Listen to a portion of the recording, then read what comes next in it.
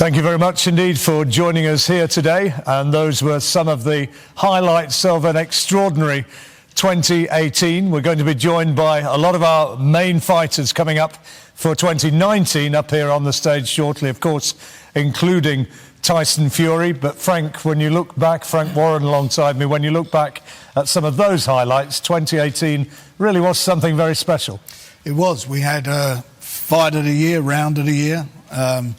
We've gone strength to strength with BT. It's been a fantastic journey, and this year is going to be even bigger and better. When you look at some of those contests, and notably, I suppose, Tyson's fight, Josh's fights, but others as well, it seemed that BT and BT box office were really setting the agenda in terms of competitive fights. Competitive and quality fights, and fights that should be pay-per-view, and that's the benchmark. And as I say, it's onwards and upwards. All the guys are here today.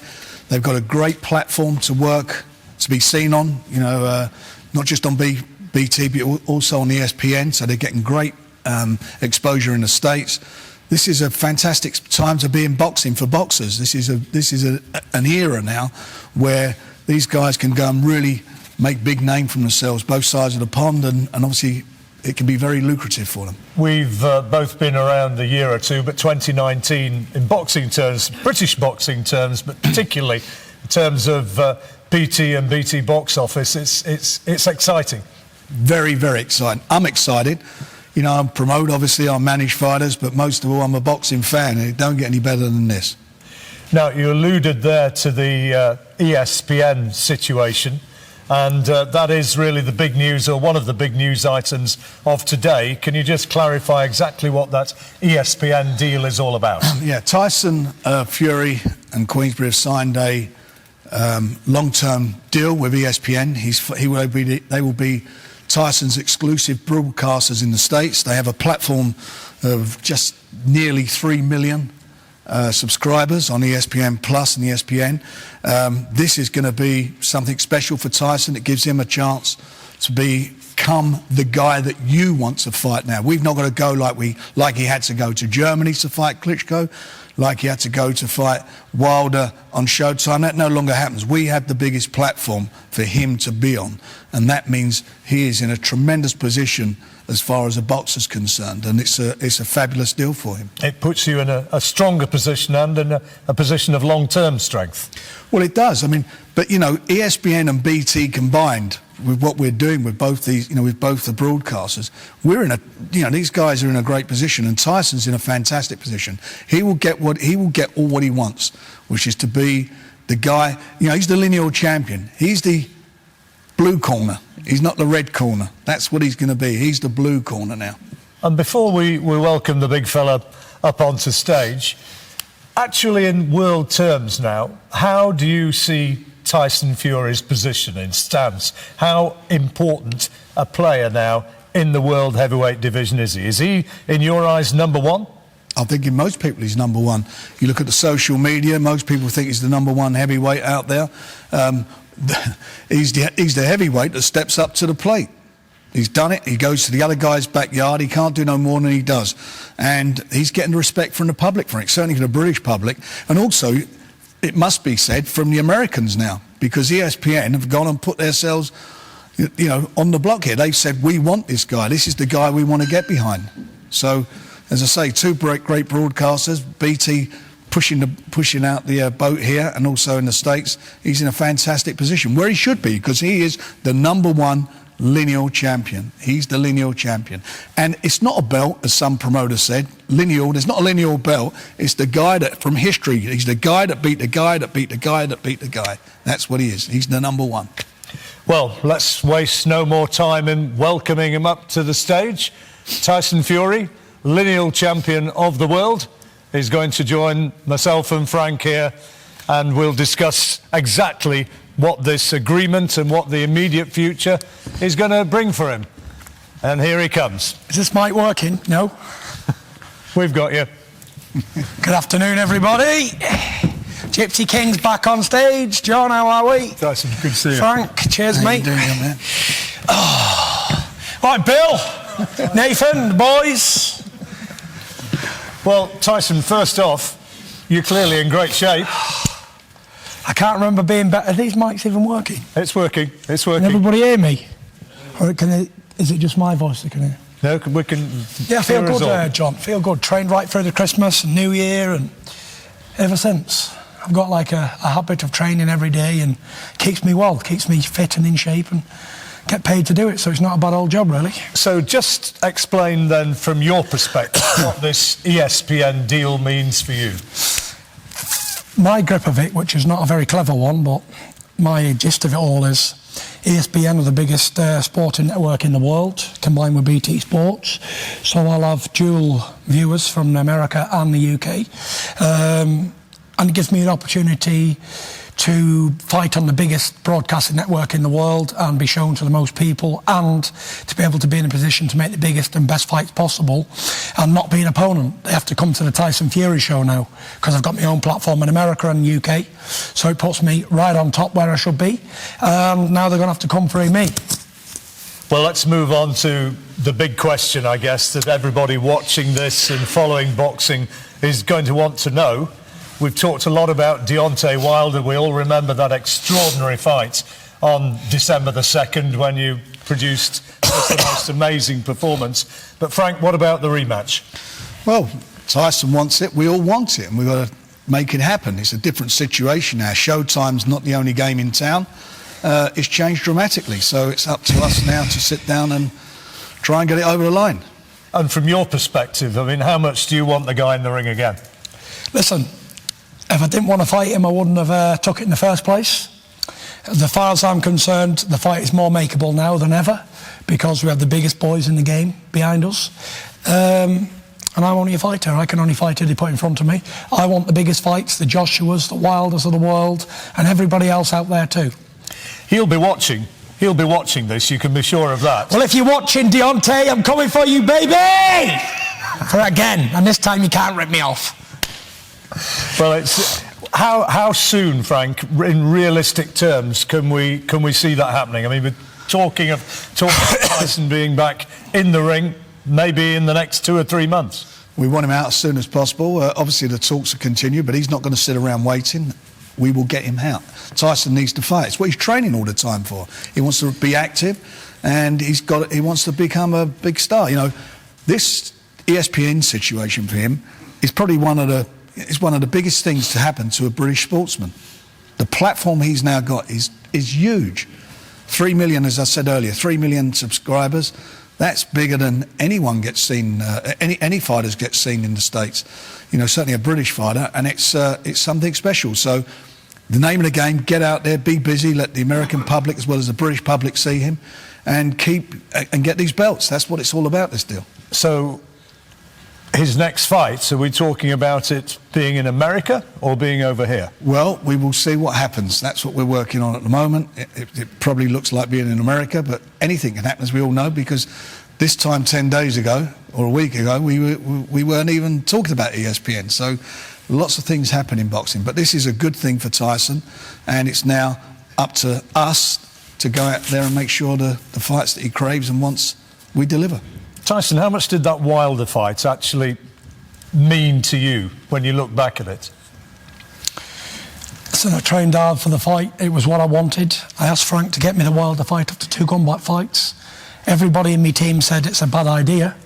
But me and I spoke to Billy Joe, and he said it's a dare to be great move. He said It was because a good move for you. Yeah. It was a dare to be great move, because who'd have thought after only 2 fights, low-level opposition, one was a comeback blow away and one was to get a few rounds in, that I could have come back on that level and did what I did. Not many people. And I dared to be great, and I come out the other side smelling the roses. And chuck me my 10% Tyson. yeah, 100%. What did it mean to me? Well, it doesn't mean nothing to me at the minute, because it's in the past and we can't change what's happened and all that. And it is what it is. I look forward to the future. Tell us from your perspective, though, what the public reaction has been like. Because, I mean, from my point, sort of sitting one step removed, if you like, you seem to have become this amazing folk hero, and people are with you now. I got a lot of support. The support I've had over the last few months has been great. Thank you to everybody who supported me. It's been a fantastic journey, to say the least. Like, 2 years ago, I was down and out. I was overweight. We've all heard the story a million times. 28 stone, addicted to drugs and alcohol, depressed, anxiety, all these things, Frank. And then to come back to look at me today, looking like an Adonis, like, it's a Cinderella story, isn't it? Cinderella. It's what dreams are made out of. And I'm living this dream. And I'm here today to tell a massive story. And I'm on tour at the minute, and I'm promoting mental health at the minute, massively. And more than boxing, Frank, I know you don't want to hear this. I do. But more than boxing, it means more to me than any boxing match and any contest or any belt I can ever win. I've already won every belt there is to win in boxing anyway. I beat all the do-gooders and all the so-called top men. To me, it's about spreading the word on mental health and helping people around the world, the millions and millions of people who suffer in silence with problems and can't come out.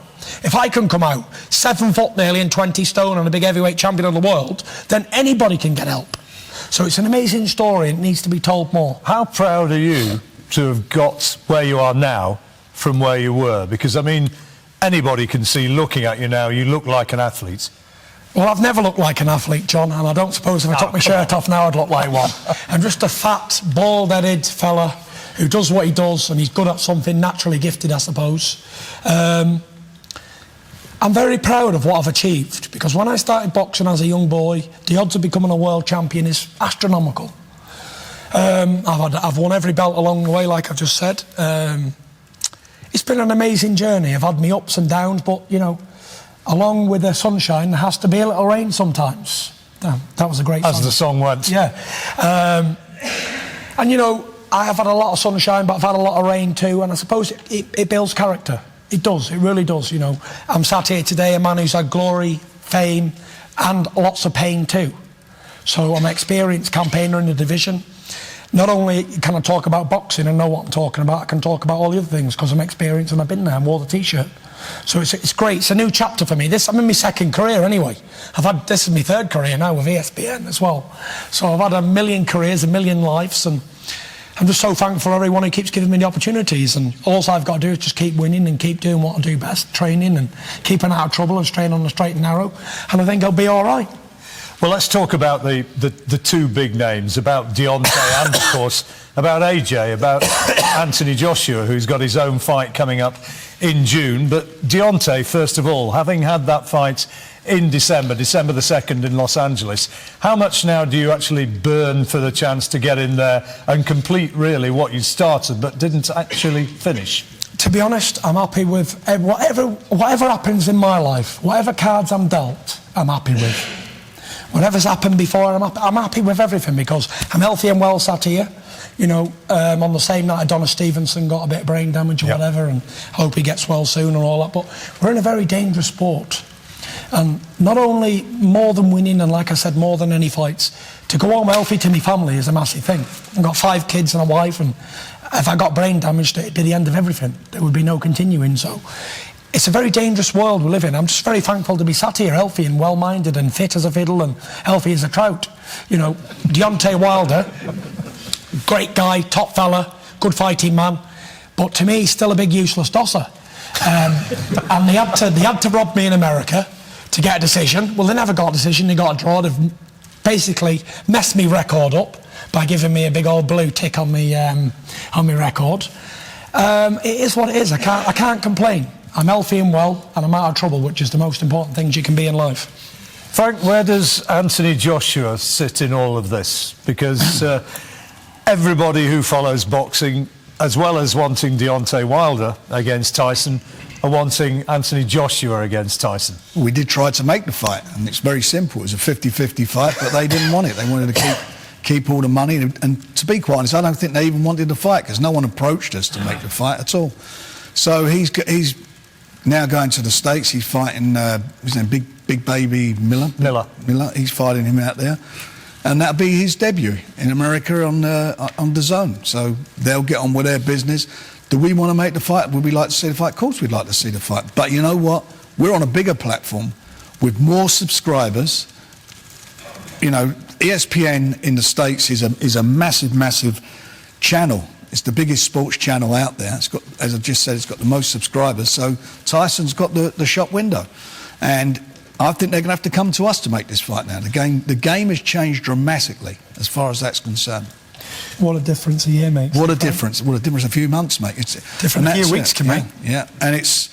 And I've got to be honest, and it's only happening for one reason and one reason only, because of Tyson. From where he's come from to where he's got himself to. I mean, you know, this didn't happen because of me or anyone else. It's because of himself. He committed himself to getting back into the ring. He committed himself to getting himself well, being a dad again and a husband and so forth again, and he's gone out and done it. And that is an achievement in itself. The rest of it will just fall into place now. December the 2nd, he completely changed the landscape, didn't he? I think, well, he did. There's no doubt about that. But for me, I've always, you know, I felt when he fought Derek Chisora the second time, I really thought Derek Chisora was going to beat him, and he took Derek to school. Come on, Frank, show some respect. No, I am. For a Kenya. He was coming off a good run of fights, and he's struck. Well, look what he's done with Dylan White. He only lost, but he got stops, and it was nothing. He was winning the fight. But the fact of the matter is, you took him to school, and that for me, you know, I've become a massive convert that night. And I said that night to you, you'll beat Klitschko, which you went out and did in the other guy's backyard. But you make things happen, and you've made this happen, and it's all credit to you. Tyson, if you could look at your remaining years, however many they may be in boxing, how much do you actually want to be able to get away from it one day and say, yeah, I fought everybody and I beat everybody, in which case you would have to fight Anthony Joshua? Listen, boxing is boxing. I suppose you can only fight who's available. And most of the time, all these big fights happen. Sometimes they never happen. And am I going to cry about it when I'm an old man, a multi-millionaire, sat down in my chair with every belt in boxing, and, you know, such a bad life? Am I going to cry about a fight that never happened? No, not interested. Whatever fights happen, Frank's the promoter, Frank. Do you know, I was just on the phone with Max Kellerman, yeah? And he said something to me that was very, very, very true. He said, there's expectations and then there's deliverance. Correct. So I can expect all these big fights to happen. Now we're with Frank and ESPN and Top Rank, just so many big names combined. If you look over there, all the names are there, and them three people are going to control boxing, as far as I'm concerned. So my expectation is colossal.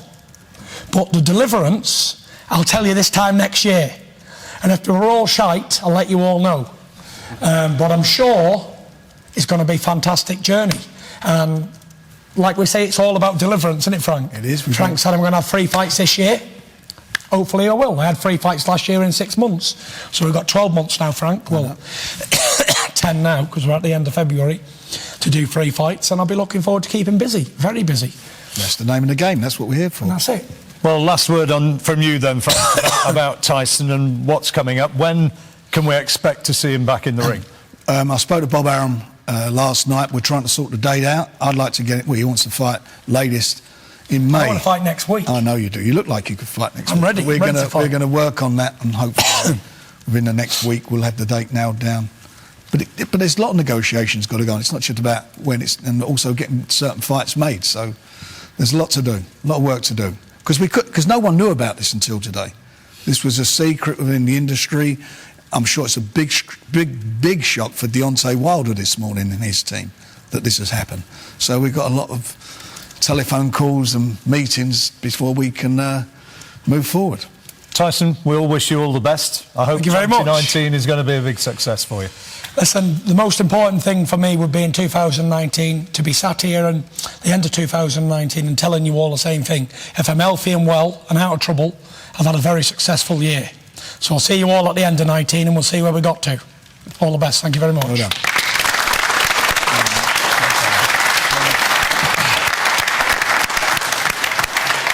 Cheers, John. Cheers.